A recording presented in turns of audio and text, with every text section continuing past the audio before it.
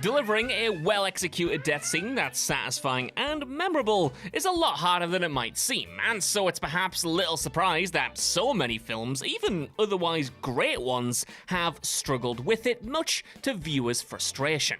I'm Josh from WhatCulture.com, and these are 10 recent movie deaths everyone hated. Number 10, Batman and Supergirl: The Flash. The Flash is a wild movie for many reasons, but the strangest, most cardinal sin it commits, well, that's killing off both Batman and Supergirl not once, but twice, and more to the point, actually letting that final death stick. See, after they're killed in the final battle with Zod, most people watching likely assume that the Flash will simply travel back in time and save the two superheroes. And that assumption would be half right, as the two versions of Barry do indeed travel back through time to bring Batman and Supergirl back to life, only for them to again be killed, with Supergirl again being slain by Zod, while Batman succumbs to injuries from battling one of Zod's giant goons. Ultimately, Barry is forced to appreciate that the pair cannot be saved, and are fated to die every time he goes back in time, and to the surprise of many, they actually stay 100% dead for the rest of the movie. Now, this is an oddly depressing fate for Batman in particular, given how extensively the marketing focused on the nostalgic appeal of seeing Michael Keaton back in the role, and how initially he was supposed to come back in Batgirl and apparently future WB movies, but this was all before James Gunn came in. And to be clear, the issue isn't that he died, more that his arc felt entirely unfinished in this movie, and that goes double for Supergirl. In fact, the suddenness of their exits makes the fact that the two were originally supposed to reappear next to Barry at the end, only for this ending to be changed when Gunn and Co came aboard, all too obvious. It's clear their resolution was just chopped up the movie. I want to know what you guys think down in the comments below. Do you think this is wasted potential for Michael Keaton, and do you still hold out some hope to one day see him again in the DC universe? Number 9, Jacob Toretto, Fast X. Now, any death in the Fast and Furious franchise has to be prefaced by the fact that mortality has always been completely devalued in this series by the sheer number of characters who have either come back from the dead or survived injuries which would kill any normal person. But Jacob Toretto's laughable sacrificial death in Fast X really took the cake here. Jacob's goofy road trip with his nephew Little B is one of the movie's more entertaining subplots, and confirms that John Cena is far more entertaining as comic relief than the self-serious brute that he was in the previous Fast movie. But after allowing Little B to be kidnapped by villain Dante Reyes in the third act, Jacob decides to atone for this failing by using rockets to detonate his own car, flinging it into the path of other cars driven by Reyes' goons. Yet the sacrifice just comes off as a little bit silly and unnecessary, even for this franchise's standards. I mean, wouldn't Jacob be a more valuable asset alive in actually trying to rescue this character? I don't know why I'm even getting wound up about it, because let's face it, you'll probably be back in one of the next movies. Number 8, Annika Kyoko, Scream 6. Now for something a little bit different, as this is a death that we were actually supposed to hate and get furious over, because Mindy's likable girlfriend Annika in Scream 6 did not deserve such a drawn-out, brutal death. In her death sequence, Annika, who has already been gravely wounded by Ghostface, attempts to escape the rampage by climbing across a ladder balanced between two apartment windows, only to get caught short when the killer grabs the ladder instead. Before Annika can make it all the way across, Ghostface violently shakes the ladder until she falls from it, hitting her head on the dumpster below, which kills her instantly.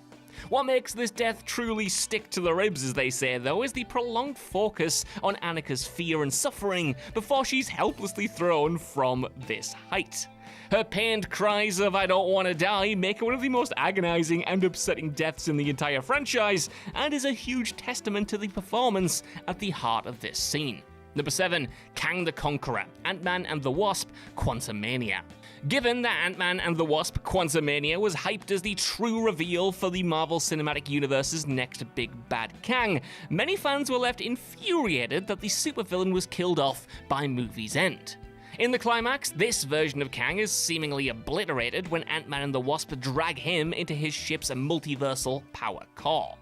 For many who understandably expected Quantumania to establish Kang as a ferocious, Thanos-tier antagonist moving forward, having him be defeated by the heroes seemed like an odd decision, especially as another variant, He Who Remains, already died in the Loki series. So basically, Kang is 0 for 2 years before Avengers The Kang Dynasty has even been released. Now, of course, Quantumania's mid-credit scene introduces us to a whole council of Kangs, and evidently the character's entire hook is that there are theoretically millions of versions of him out there, and even then it's likely that this version may come back as well, but all the same, it's still underwhelming to see a version of the supervillain dispatched with such ease, and ensures that the MCU will need to put in some serious legwork to make fans truly accept any version of Kang as a real, legitimate threat to everyone. Number 6, Yaz Khan, Extraction 2. Midway through Extraction 2, hero Tyler Rake and his team, consisting of Tyler's partner Nick and her brother Yaz, are raided, and the intense high-wire action sequence climaxes with Tyler and company being extracted, via chopper on top of the city's DC towers. But just as Yaz is about to board the vehicle, he's shot in the back by the villain. Tyler pulls the character aboard as they take off, but within moments he dies from his wounds, all while our devastated heroes can only watch helplessly on. And given that Yaz was developed into a likable character with a distinct personality in the sequel, it was a legit shame to see him killed off. This was amplified by both his sister's pained reaction and the fact that the villain only learned the hero's location in the first place because his deeply stupid nephew Sandro foolishly gave it to him. Number 5, Billy Batson, Shazam, Fury of the Gods. It's rather fitting that the absolute non-event of a movie that is Shazam, Fury of the Gods concluded with a fake-out death scene that not a single person watching actually bought. Now, to be clear, Billy Batson does indeed die for real at the end of the superhero sequel, sacrificing himself to defeat the villain by overloading the wizard's staff with electricity.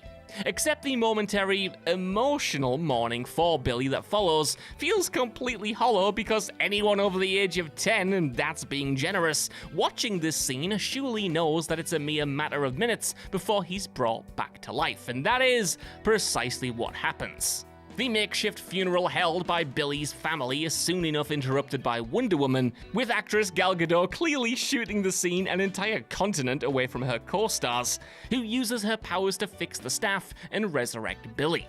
From the unconvincing nature of Billy's temporary demise to Wonder Woman's woefully forced cameo, complete with jarringly inappropriate use of her iconic guitar theme, the whole thing falls totally flat and ends the movie on a desperate whimper.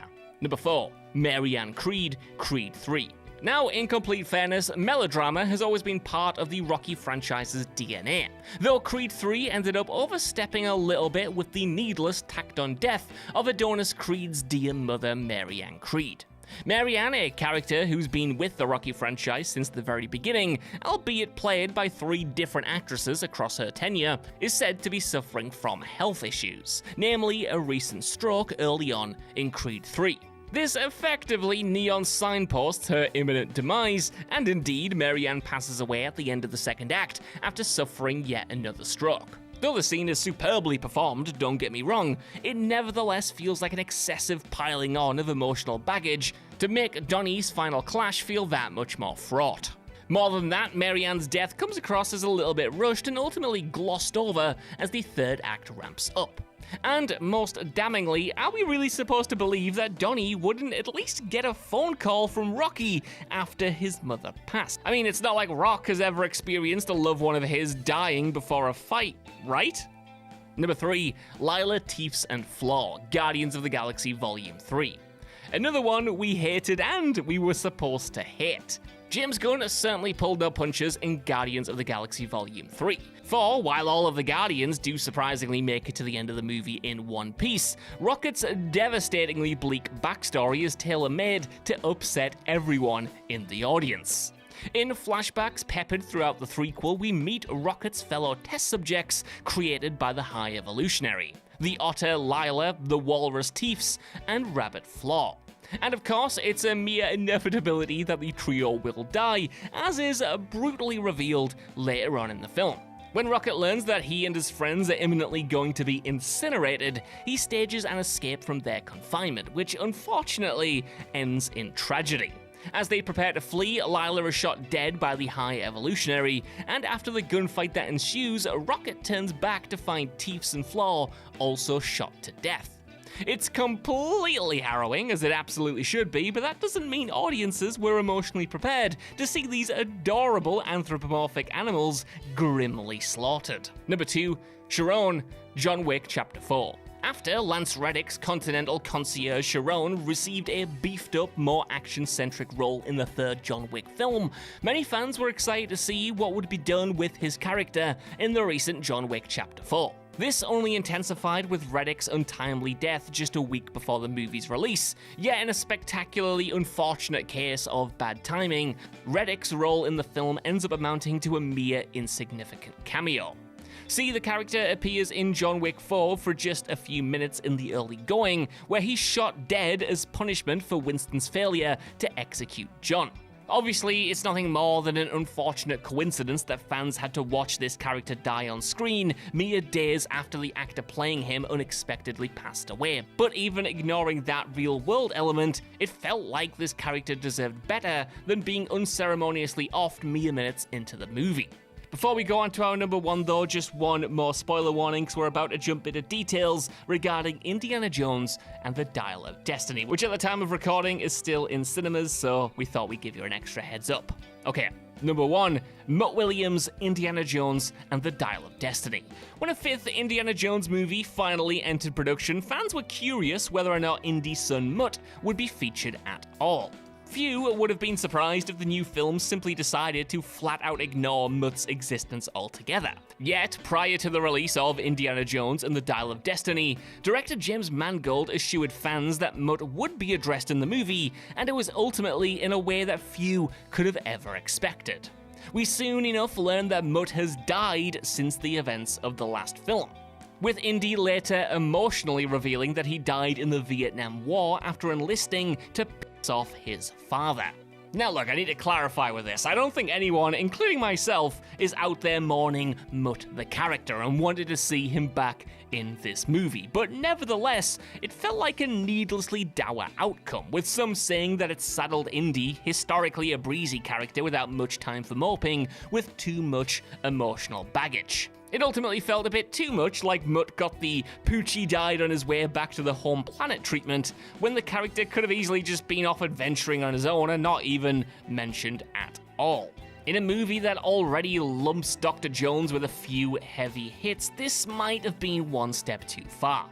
So, that's our list. I want to know what you guys think down in the comments below. What do you think about these recent movie deaths? And are there any other ones that got you enraged, either for good or bad reasons? Let me know, and while you're down there, if you could, please give us a like, share, subscribe, and head over to whatculture.com for more lists and news like this every single day. Even if you don't though, I've been Josh. Thanks so much for watching, and I'll see you soon.